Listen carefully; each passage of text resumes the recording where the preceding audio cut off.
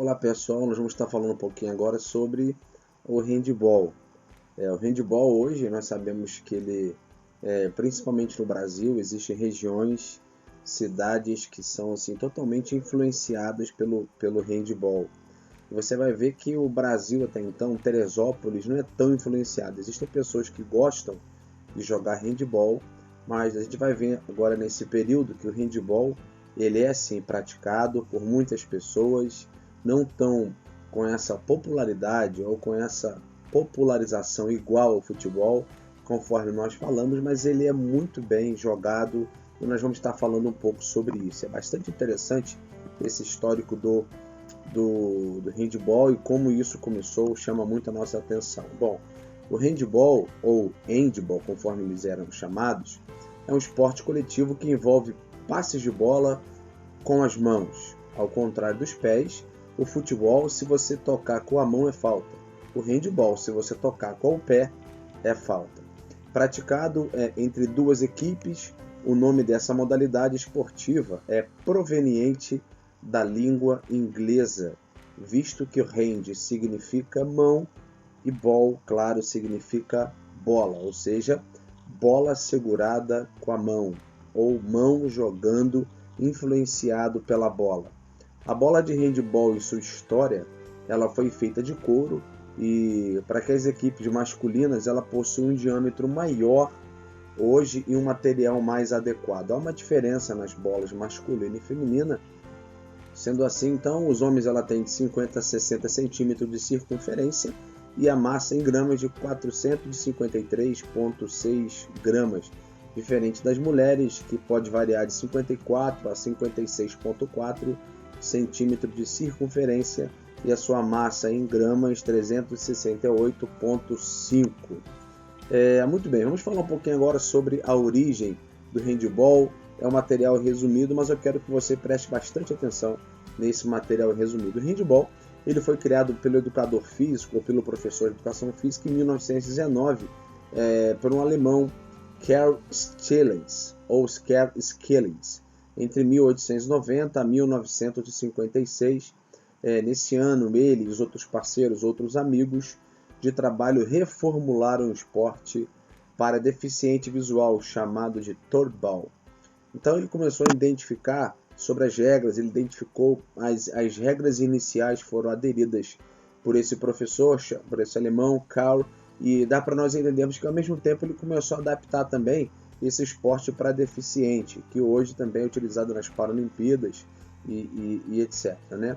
O handball ele é um esporte coletivo que foi criado pelo professor alemão Karl Skillings, ou Stillings, conforme nós falamos, no ano de 1919.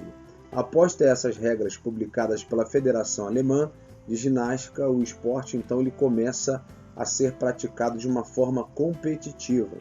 Ele começa a ser praticado em países como, por exemplo, Áustria, Suíça e Alemanha, que são fortíssimos também hoje no handball. Nessa fase inicial, as partidas de handball eram realizadas em campos e gramados parecidos com os de futebol. Porque o campo era muito grande, ele então é praticado e as pessoas começam a olhar aquilo e o jogo em si começa a chamar várias pessoas. E assim como o futebol de campo envolvendo a grama, cada equipe de handball era composta por 11 jogadores na sua historicidade aí. No ano de 1925 foi realizada a primeira partida internacional de handball entre as equipes da Alemanha e Áustria, e os austríacos então levaram a melhor, vencendo os alemães aí por 6-3. Em 29 de outubro de 1917 surgiu então uma modificação, que há um aperfeiçoamento do handball.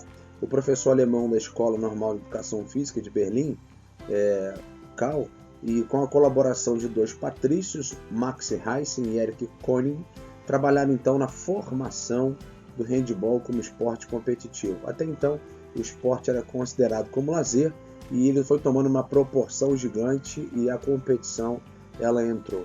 E foi assim então que surgiu o esporte, esse esporte competitivo, né?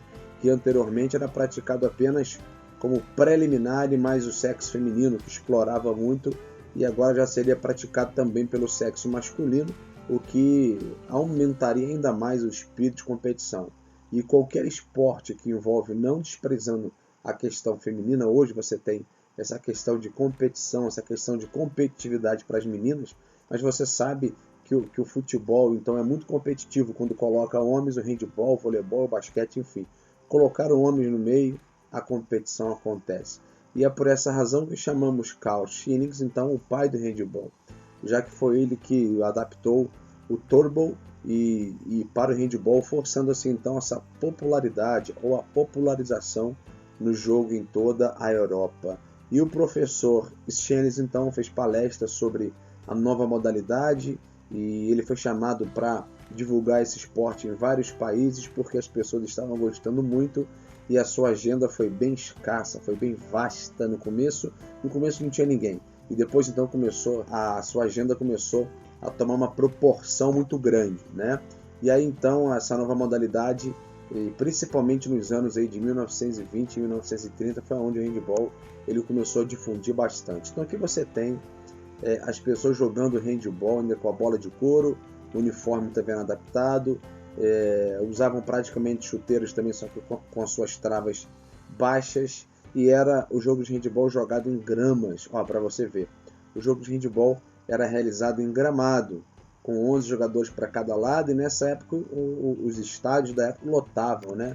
O que hoje é o futebol. E aí você vê um pouco mais anterior a essa época, alguns jogos coletivos sobre handebol em suas diferentes bases de uniforme. O handebol então ele foi sendo introduzido aos poucos e foi tomando uma grande proporção de que é hoje o handebol.